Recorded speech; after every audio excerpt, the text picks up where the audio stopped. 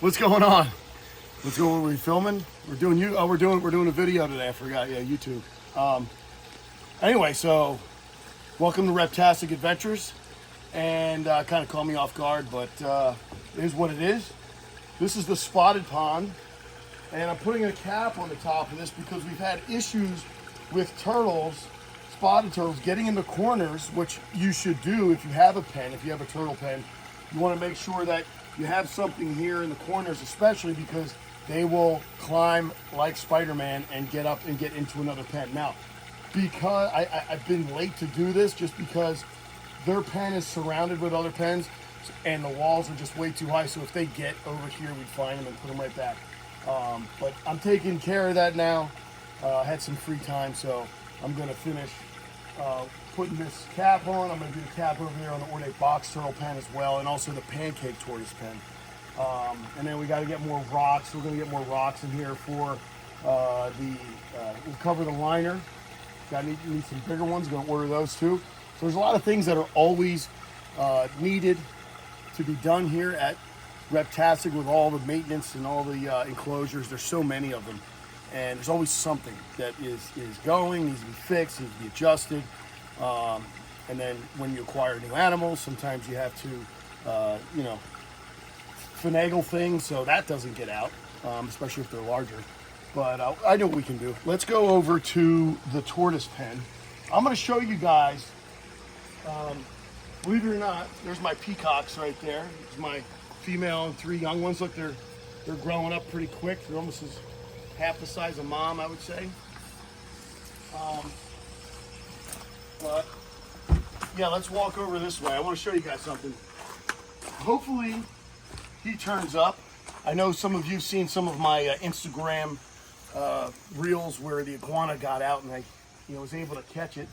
This time the guy tunneled. Now I have a 12 to 14 inch depth deep cinder block wall, so it's kind of like there's concrete under there, and it continued to dig under there. So I don't know what we're going to do, but the other one's hasn't gotten out one time. This one dug. They both dug in the greenhouse here, and they dug down real far, and it came out. The hole was in the other tortoise pen all over there. So we're talking like a 6-7 foot tunnel that went underground. The female's still in here. She's down in there in the hole probably, but the hole went all the way down under here and came out over here. So I've been like packing the dirt down and trying to cover that in, but the hole was here. He got out. Hopefully he's in a greenhouse somewhere, and we find him. But we got a couple months probably before it gets too cold. I'm sure it'll turn up. We got a fence going around the whole property, and they're less likely to climb a 6-foot fence versus going in a greenhouse and sitting on the turf to on a sunny day. It just hasn't been sunny the last few days since it got out, so it's hiding somewhere. It's burrowed down, probably in a greenhouse. Hopefully it comes out when we have some sun tomorrow and they'll be able to get it, and we're gonna have to make some adjustments. In this here, you can see the cinder blocks like along the base here, and they go about 12 to 14 inches down, and hopefully we can get some more fencing or wiring to go down at the bottom of that. We can extend that. We want to go down another foot or so just to make sure if it tunnels down 2 feet, which I didn't think for 1 second would go down 2 feet. I was debating putting concrete down, but I don't know, maybe that might have to be the next step, or just lay those blocks down on the whole floor. But we have some, obviously you can see it's misty, it's kind of chilly, but it's not too bad. And when we have this weather, we have tortoises that kind of hunker down. They go underneath logs, they go underneath and into greenhouses, and they're not really as active, so you don't really feed them on days like today. Hopefully, there's some left over from yesterday for the few that are walking around. But there are a few out. There's some Armenian Greeks over here that are walking. Now these are more cold tolerant species, so you might see some of these out and some of the Russians out over there, but you're not going to probably see the golden Greeks as active. This is a nice female. And, you know, you're not going to see the golden greeks really as active. In fact, if they're out, sitting out, and we're getting like a cooler mist, it's like 70 degrees, 68, something like that. You kind of want to take your tortoise and put it in the greenhouse. Now, here's some more Armenians in here. But it's nice and dry. So even though the temperature in here might be in the 70s, at least they're dry, which is going to keep them from getting sick. Now, again, the Armenians, they can take the cold. The golden greeks, I would say no, probably not a good idea to let them be out wandering around in the rain when it's cooler. If you have a warm rain, different story. But the temperatures are like high 60s. That's probably a cooler rain. I like 75, 77 after a 90-degree day. That's perfect. And they can come out and walk around, cool off. But if you see, these are latched down here. Look how they congregate in here. So these guys are smart, and they got out of the wet, they got out of the rain.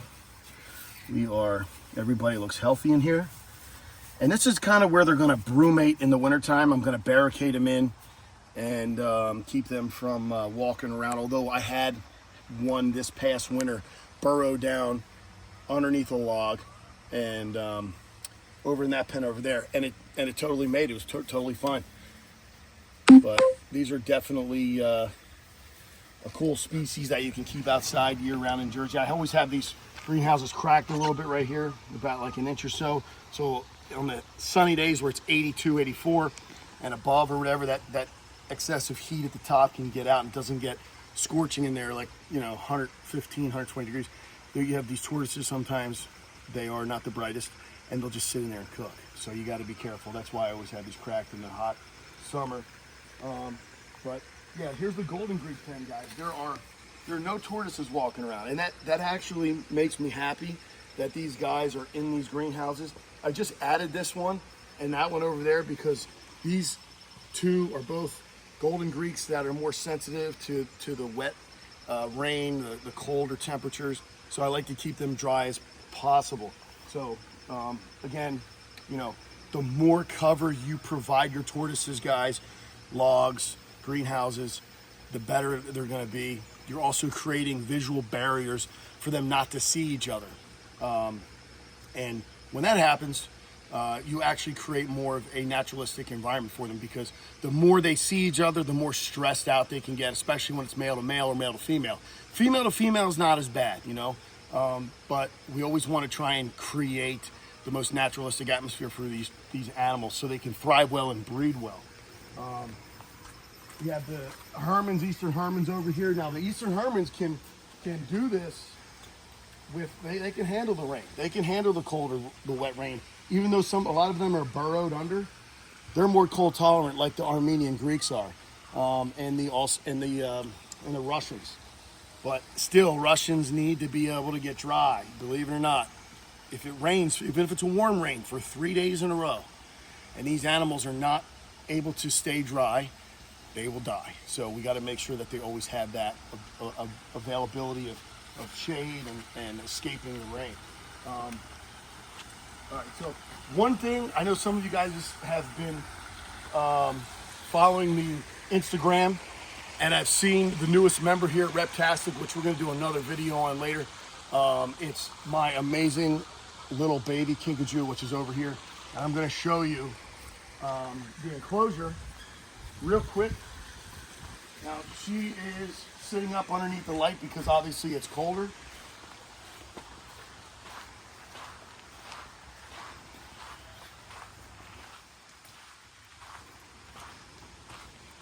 All right, there she is.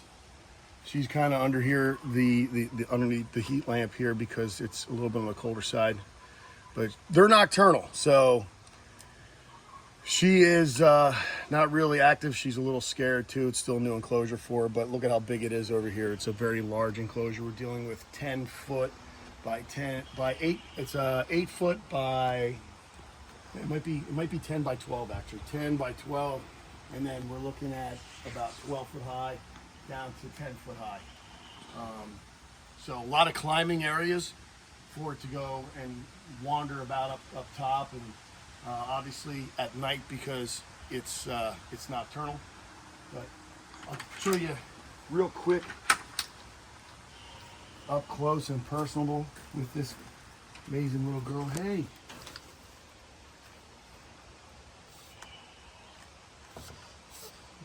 Yeah, she's new, so she's still getting used to me, and she sees my dog.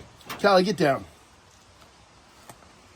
She's a little huffing and puffing, a little scared of the dog, but the dog just wants to play. So every time I come out here and I bring banana or peaches or apples, she comes running right over and eats out of my hand, which I will do in another video. But I just wanted to show you guys real quick. This is the newest member of the family. Over here, we're working on a couple pens. Check these out. We have 2 pens for more turtles / tortoises. We'll see what tortoises. I'm thinking a group of ibras, a small group of ibra Greeks in one. But over here, what I'm going to do is, believe it or not, some of you might think I'm crazy, okay? Rhinoclemys mani. Now, Rhinoclemys mani are ornate wood turtles, and they're from Central America. And they are obviously tropical. They like the warmer temperatures. Nobody has, I guess, I don't think anybody's ever tried to do it, but I do know somebody that has successfully kept 2 ornate wood turtles, Rhinoclemys mani, outside in the state of New York entire year round. Unreal. Couldn't believe it. He showed me pictures of the turtles. He showed me videos of the enclosures. He showed me where they went. So we're going to experiment with that with one this winter. I'm going to put them in a greenhouse, obviously, so they stay warm. Should be no problem. They're going to be kept dry out of the snow and the elements. So I'm going to put a greenhouse here, and I'm going to just barricade it in so it can't get out.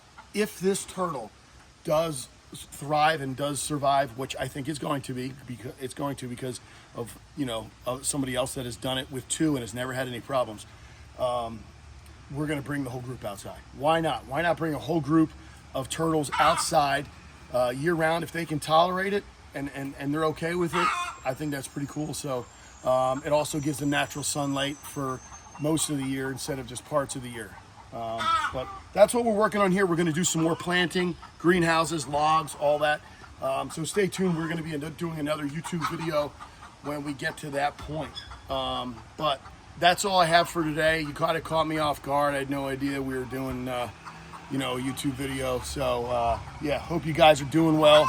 If you haven't, like, subscribe, and I will see you guys next time.